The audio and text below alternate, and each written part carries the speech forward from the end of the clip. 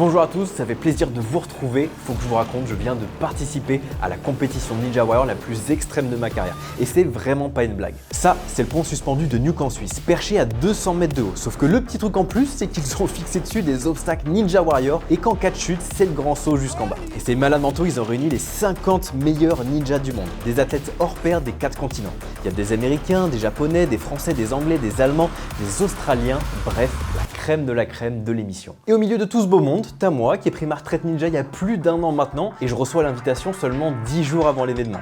Donc autant vous dire que j'ai pas du tout le temps de m'entraîner, mais pour autant, évidemment que je relève le défi et que j'accepte l'invitation. Je sais, j'avais dit que je tournais la page de Ninja Warrior, que je prenais ma retraite après avoir donné 7 ans de ma vie à cette émission. D'ailleurs, si t'es nouveau sur la chaîne, juste là, j'ai fait une vidéo hyper intéressante où je retrace un peu ces 7 années de folie et surtout je donne les raisons principales de pourquoi j'arrête Ninja Warrior. Et c'est pas uniquement parce que je suis arrivé enfin après 7 ans de tryhard jusqu'au bout du jeu, jusqu'à l'obstacle final, la tour des héros. Bref, la vidéo est juste là, mais c'est pas le sujet d'aujourd'hui. Là, on retourne à nos moutons, il est 21h30 et j'arrive en Suisse. J'ai gagné des goodies. T'as vu, le pont il est éclairé. Et le plus drôle dans tout ça, c'est que juste après, tu dois signer un papier, une décharge, qui dit en gros que voilà, s'il y a un accident, un imprévu, qu'il y a une mortalité soudaine qui advient, tu es le seul responsable. Bon bah c'est bon, j'ai signé mon arrêt de mort. Là si je tombe, c'est plus de leur faute, c'est de ma faute. Il faut déjà monter la tente parce que le lendemain, rendez-vous 8h pour les démonstrations des obstacles et surtout pour les premiers passages de qualif. Et c'est 8h00 en mode suisse-allemand, genre c'est vraiment à l'heure et si t'es pas là, bah ça commence sans toi. Donc là autant vous dire qu'on va se coucher. On vient d'avoir le briefing, tout ce que j'ai retenu c'est que si tu tombes et que la corde s'enroule autour de toi, il faut vite t'en dégager. Donc moi je vais garder ça en tête. Et là la démonstration se fait via vidéo. Donc ça pour nous c'est un peu compliqué de se rendre compte de la difficulté, de vraiment bien analyser. Et le seul truc tangible auquel on peut se référer c'est les stats. Et la veille il y a eu une autre poule qualificative, ils étaient 28 candidats. Je vous rappelle que c'est la crème de la crème, les meilleurs ninjas dans chaque pays, etc. Et sur ces 28 candidats, il n'y en a qu'un seul qui est allé au bout des obstacles et qui a réussi à buzzer. C'est pour vous dire en fait la difficulté du truc. Et ça d'emblée ça nous met un énorme coup de pression.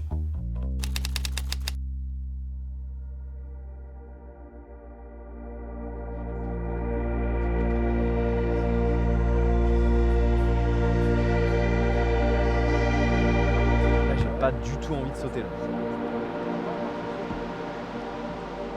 Vous l'avez sûrement vu, je suis super bien entouré, j'ai Clément Gravier et Charles Poujade avec moi pour faire la compétition. Pour ceux qui les connaissent pas, je vous rappelle quelques faits d'armes. Clément Gravier, alias Caillou, c'est le 2e gars en France à avoir remporté l'émission. C'était en saison 6 et depuis il a toujours été dans le top 3 sur chaque saison.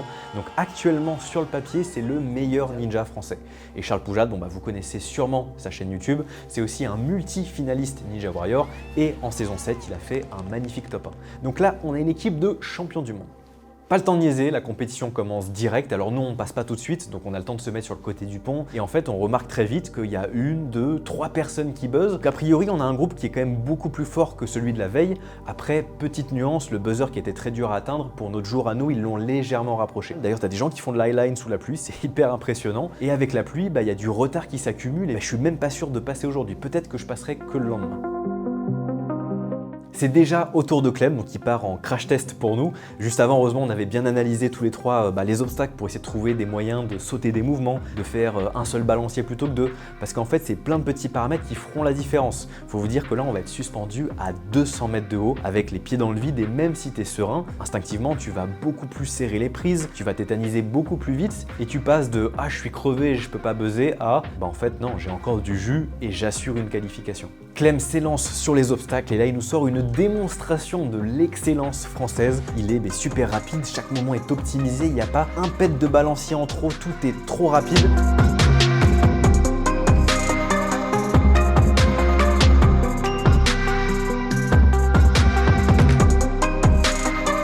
En 2 secondes, il arrive tout de suite au dernier obstacle, il buzz sans aucun problème, ça se demandait s'il est déjà fatigué. Et le truc, c'est qu'il est tellement rapide, il a tellement été trop fort qu'il se classe premier du classement provisoire. Donc ça, nous, avec Charles, ça nous inspire énormément.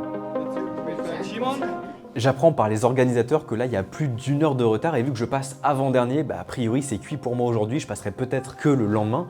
Du coup, faut bien s'occuper. Donc moi, je vais aller voir un peu les gens de l'highline. Je discute avec eux parce que je trouve ça ultra intriguant ce sport. J'ai jamais fait. Et je rencontre du coup Salomé, qui est une experte du freestyle en highline. C'est juste trop impressionnant. En plus, à ce moment-là, elle est en train d'installer une nouvelle highline. Donc c'est trop cool. Elle me propose d'emblée de faire initiation. Donc moi, je suis grave chaud. Je pars m'équiper et je mets le bodard.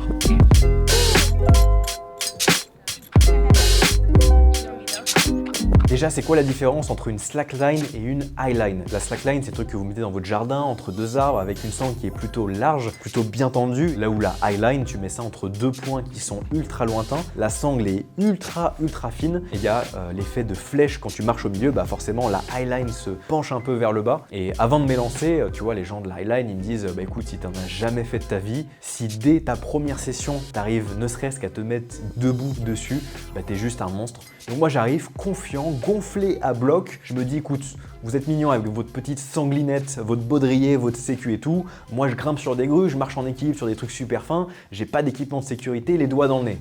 Non, ça se passe pas comme ça, la highline. Bon les gars, premier test de la highline. On va se mettre sur la rouge qui est juste là. Déjà, tu te fais ta petite tyrolienne pour aller plus ou moins au centre de la highline. Et quand ton cul est au-dessus de 200 mètres de vide, crois-moi que tu redeviens un tout petit bonhomme. Donc là, monter, arriver à tenir l'équilibre et à se mettre debout, ça va être mission commando quoi. Dis-toi que j'ai jamais les mains moites et là, elles sont trempées.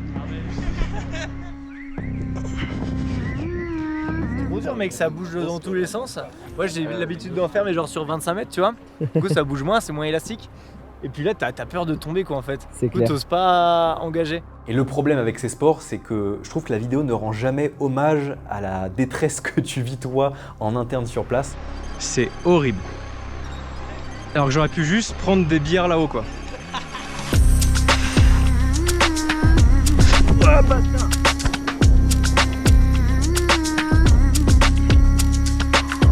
Ah l'enculé.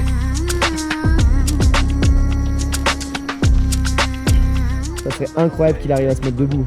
Mais il y en a, ils mettent plusieurs semaines à apprendre juste à se mettre debout, quoi. C'est ça qui est fou. Quelques minutes, quelques heures, je pourrais faire pareil. C'est vraiment compliqué. Et voilà. Comme quoi tout le monde tombe, même ceux qui ont l'habitude. Déjà, je suis resté sur ma faim parce que j'ai eu cette frustration de ne pas avoir réussi à me mettre debout, mais j'étais pas loin. Et du coup, cette session, c'était pas si mal parce que ça m'a aidé à appréhender le vide de l'endroit de Nuke, parce qu'une fois que je serais suspendu sur les obstacles ninja pour ma qualif, au moins j'aurais déjà vécu ce que c'est d'être tout seul sur cette petite sangle au milieu du trou. Donc je pense que je devrais appréhender les obstacles avec un peu plus de facilité.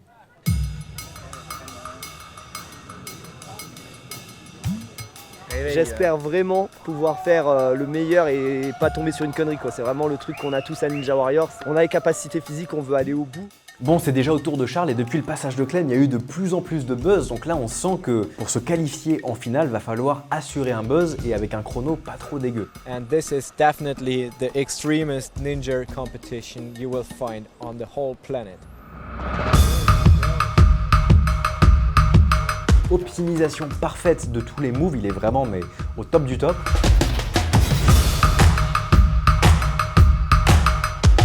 Et là, il arrive au niveau du trapèze qui est l'avant-dernier obstacle et c'est à cet endroit-là que 80% des candidats tombent. Du coup, il le prend, il se balance, il arrive à choper l'anneau final et là, il se retrouve sur cet anneau emprisonné dans un rail. Et le problème de cet obstacle, c'est que quand tu te balances et que tu veux créer le ballon, il y a un espèce de contre-mouvement parasite qui t'empêche de prendre des vrais balanciers. Oh, he's working hard. Yeah, be careful. He's Et working il hard. n'arrive pas à créer le ballon et là, je me dis putain, il va quand même pas tomber, mais genre juste devant le buzzer. Il fait un check au commentateur, ça c'est plutôt cool. Et là, je sais pas ce qui se passe. Il y a une sorte de second souffle et il reprend des ballons. Et je me dis, bon, bah, peut-être le faire. Il se balance, il envoie le tout pour le tout. Malheureusement, il est beaucoup trop loin du buzzer. Du coup, il tape le maxi jump, mais sans toucher le buzzer. Et là, honnêtement, Charles, je sais que concrètement sur Ninja Warrior, il est bien meilleur que moi. Et voir Charles tomber, bah, là, ça me met un coup de pression monumental.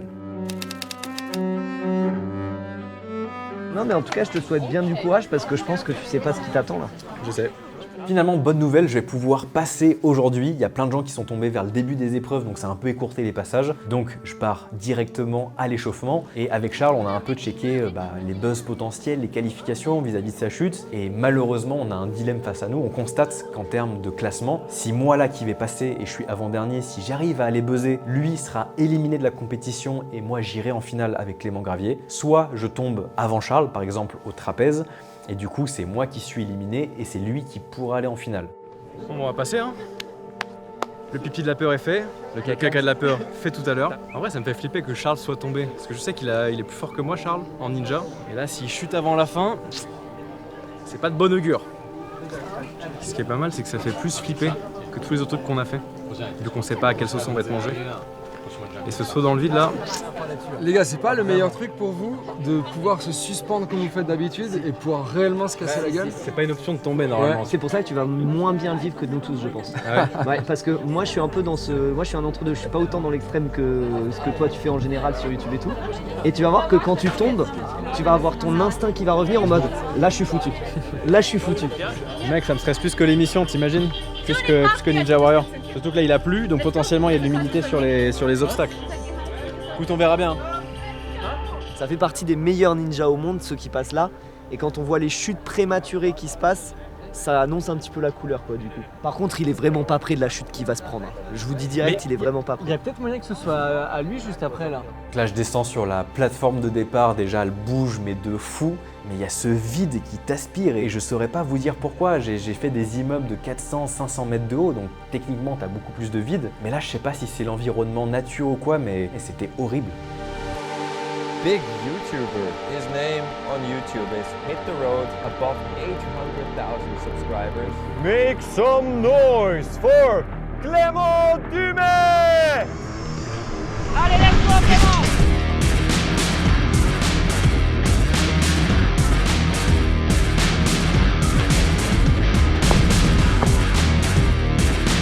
Et c'est sur ce balancer de barre à barre que les choses se corsent. Non pas que c'est dur, mais à chaque swing, ton corps devient parallèle avec le sol. Et du coup, tes yeux voient vraiment le vide. Et je pense qu'il y a un truc qui a disjoncté dans mon cerveau. Et mon corps s'est dit, attends, là, tu fais des mouvements avec pas mal d'amplitude, donc potentiellement dangereux. Et comment ça se fait que ton corps est à l'horizontale par rapport au vide? Et je me suis pris d'un coup un énorme coup de pression où j'ai pris conscience du vide. Et à partir de cet obstacle précisément, j'ai commencé à serrer super fort toutes les prises.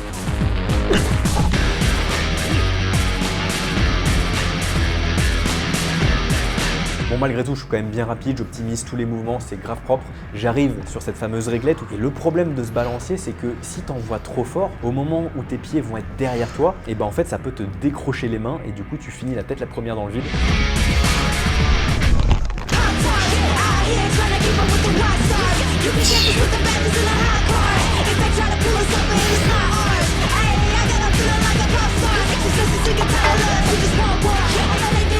Et donc là, j'arrive devant le fameux trapèze, là où 80% des candidats tombent. Et du coup, j'ai deux chemins qui s'offrent à moi. C'est soit continuer dans ma lancée, prendre le trapèze, tant pis s'il y a un peu de fatigue et d'essayer d'aller jusqu'au dernier obstacle, soit faire une pause parce que sur le côté, juste avant le trapèze, il y a une soucoupe sur laquelle on peut s'accrocher.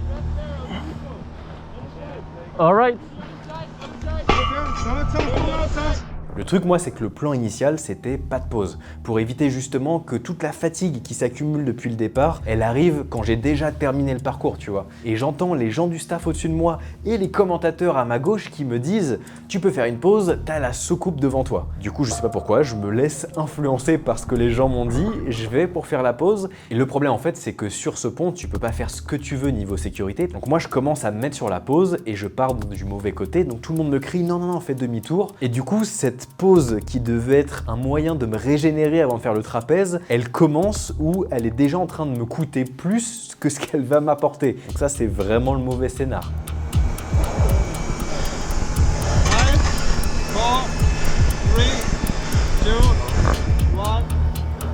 Et là, le mec au-dessus de moi, l'arbitre, en même pas 12-15 secondes, il me dit « tu dois y retourner ». En fait, les 30 secondes de pause réglementaire, c'est les 30 secondes allemandes, c'est pas 30 secondes françaises, parce qu'honnêtement, le mec, je crois qu'il a compté jusqu'à 13 en vrai. Allez Clément, jusqu'au bout!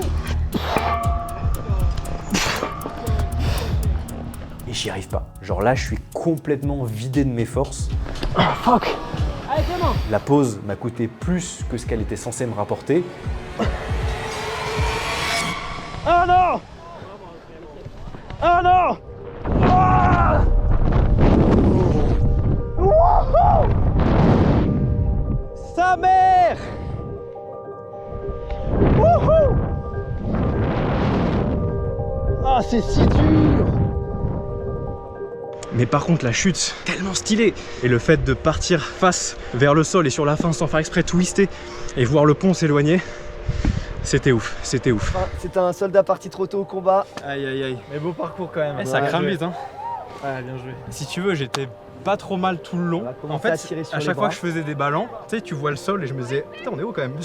Et je reprenais, tu Au vois. moins, tu sais quoi, je suis trop content Peut-être que parce tu que peux te qualifier. Non, non, c'est pas ça, je suis trop content, mais qualifier, je m'en fous. Ce qui compte, c'est pas être la plus grosse saucisse. C'est vrai. Ah oui, c'est vrai que t'allais plus loin. Ah, du coup. c'est toi la plus grosse saucisse. Tiens, je suis la saucisse. Donc je reste évidemment avec les copains pour les soutenir. Charles nous sort un très beau parcours de finale. Malheureusement, il fatigue un peu au niveau du salmon leader, il rate, il chute et ça l'empêche d'aller très très loin. Là où Clem, pour le coup, nous a vraiment impressionné, il est passé dans les tout derniers. Il avait, je crois, à l'avant-dernier obstacle, 12 ou 13 secondes d'avance sur le premier provisoirement. Et il est tombé tellement bêtement juste avant la fin. Même lui, il a été surpris, il n'a pas compris ce qui s'est passé. Au final, il se qualifie peut-être 5-6e parce qu'il y avait plusieurs personnes qui avaient buzzé avant lui. Mais s'il n'avait pas eu cette erreur bête, ben, il aurait juste gagné la compétition avec pas mal d'avance. C'était vraiment chouette, super ambiance, toute l'équipe, pareil, Bungie Nuke était extraordinaire. Si jamais tu veux voir une autre vidéo, la semaine dernière, on a sorti ce projet-là. On a tenté de se suspendre le plus longtemps possible. Le dernier qui reste accroché gagne. Spoiler, si tu tombes dans la scène qui est dégueulasse. Et j'aurais peut-être pas dû faire ce tournage 5 jours avant la compétition en Suisse. C'est peut-être ça qui m'a coûté la victoire. Bref, je te laisse cliquer.